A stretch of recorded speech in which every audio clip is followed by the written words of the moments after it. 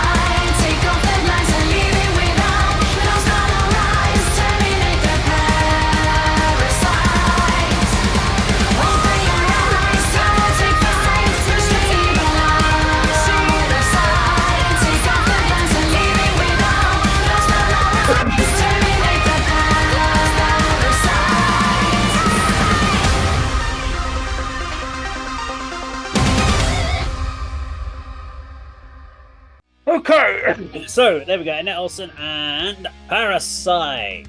Let's throw it to Andy first. He's taken a very different approach to Floor Janssen, who we recently looked at one of her solo songs. Annette's sort of drawing on her Nightwish heritage, isn't she? With the look, you know, how she appears in the video, and the sort of presentation of the song, which to me was a faster tempo, chaotic, more industrial version of Nightwish. I don't know if anybody else agrees with that. Excuse me. The opening keyboards and throughout reminded me of the video game Mortal Kombat. Yeah, They'd done a film in the early '90s, and the soundtrack, the sort of the tune from that, yeah. identical keyboard for that almost. That's my first thoughts. And then you got some bloke who looked like Vinnie Jones delivering some vocals at the beginning, which I thought a bit strange. Then he doesn't appear throughout again, which is quite fortunate. But yeah, I mean, I like the look of the video, the imagery, and the concept, the sort of message they're trying to put through, sort of political, I guess, and world oppression, that kind of thing. But it's just drawing on, unlike Floor Jansen, which I said was very appealing and wide ranging, and anybody could listen to this and find something they'd enjoy, and you draw more fans into that. This is aimed at Nightwish fans and symphonic metal fans, isn't it? She's sort of using that history and her heritage of being a Nightwish vocalist to sort of progress in that direction, which is not a bad thing. I'm not criticising her for that, and I quite enjoyed the track. Okay. I'll go next. So, so obviously, going into the world of symphonic metal, Nightwish is well known as being one of the, if not the leader, but one of the leaders within that sort of genre. If you listen to this track and didn't know who it was, there would be nothing about it to make it stand out from the whole pack of other symphonic metal bands that followed. The phrase "less is more" would need to be applied to this track soon, because I think they got to a point probably about 20% before they got to the final where the song was actually at the right stage, and then they just kept going. They kept adding more things, they kept mixing it differently, because there was bits in the mix I'm like, all I can hear is drums right now. She's doing a secondary vocal line that is now just buried underneath something else. I'm like, where's the separation, where's the clarity of the track? They just kept going. They're throwing the kitchen sink in it to try and do it, but as you said, the keyboard parts, I'm like, so you're trying to make it give you the Nightwish vibe of the symphonic keyboard parts, but you're not Thomas. You're not, obviously the keyboard's nowhere near as good and doesn't understand the songwriting about what the keyboards need to add. You've just added a layer of keyboards for the sake of it, in a way. And I kind of, there were great elements of the track, but then there was a little bit of too much of certain things, not enough of others. And I don't think symphonic power metal is Annette's comfort zone. If you look at the best tracks that she did when she was with Nightwish, they were not big, fast, power metal-y symphonic songs. They were songs that had almost a slightly rock element underneath it with great melody. She's got a rock pop voice, so trying to put it in with a big symphonic power metal doesn't always work. She hasn't got that big range, and I don't think she's playing to her strength in this. I have to be honest, I hated the green screen effect on the video. Her standing in front of a screen and then cutting to other videos. It was such a blatant, obvious thing of her just changing outfits and standing there with a backdrop. I wasn't a fan of it. Maybe the odd occasion, but it just felt like, do you know what? Here's a whole load of different outfits. Stand in front of a green screen. We'll sort it all out later. Kind of mentality for shooting a video. Hey, I've done it. I've been there and I've done that. But it's a simple case of, I don't know. I didn't vibe on it that much. I've heard so many symphonic metal bands that there's not enough there to make it stand out. And I really liked the Anette Olzon era of Nightwish, but it says to me a lot about who you have writing with you and the songwriting and the composition. We just talked about Floor and how well Fire was composed. This, to me, there's an element of the composition that was not quite there. I don't know. It was just a little bit too much at points and needed to be restrained back. Huh? Whole thing from start to finish was chaotic. Is my word. It was driven by drums, and I think they were going for intensity and impact, and I think because of that they lost any connection that I had with the song. Was gone because it was just too much going on too quickly.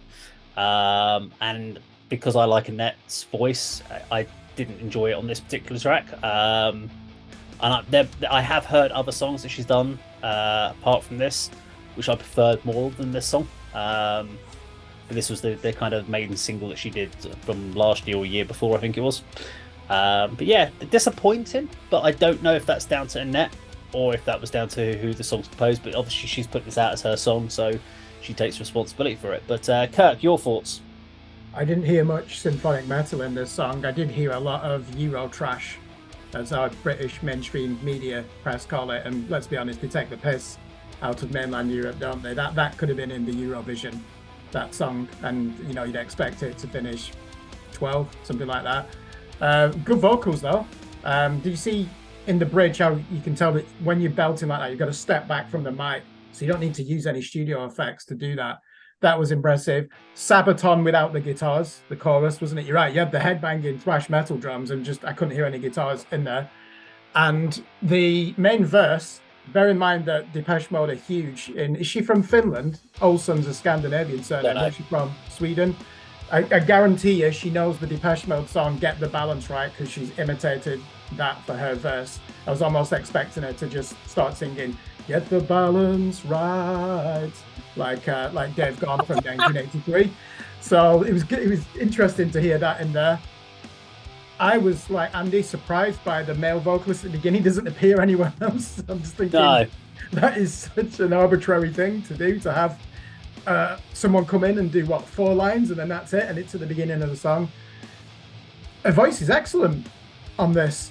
Musically though, no way would I be able to listen to an album full of this. It's got so many things that I dislike about music, mainly that annoying synth arpeggiator that dominates the German and Finnish music charts, you know, that crappy like neoclassical dance music fusion that just does not work, and she's got too much of that in this song. So not for me, but I do appreciate her voice, and it's a good chorus. I wish there were more heavier guitars in there to keep up with the thrust of the drums. There we go. Well, Annette Olzon and Parasite. Now, if you like the video, please do like, share, and subscribe, and I will see you, or we will see you on another video sometime very soon. Take care.